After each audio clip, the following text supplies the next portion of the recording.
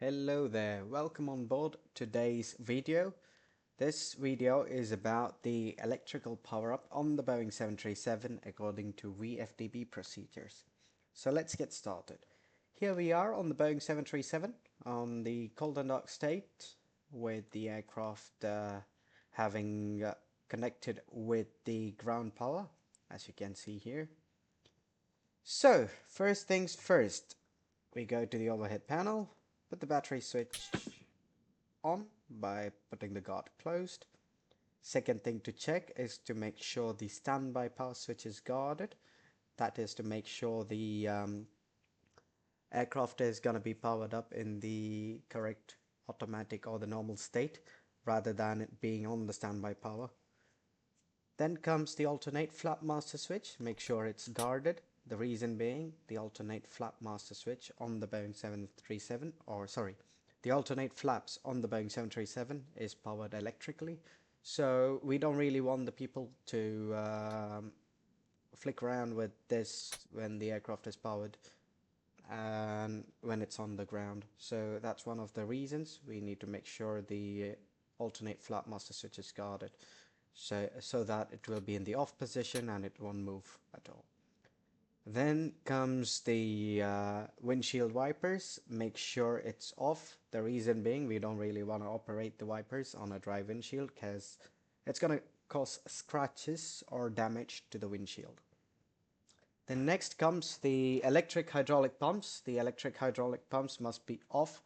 The main reason here being you don't really want to run the hydraulics when you power up the aircraft.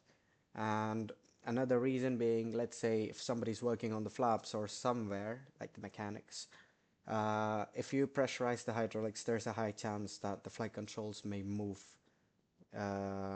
If in case, for example, the slat droops a bit when it's stored for a long time, when you pressurize the hydraulics, the slats may move back to the up position.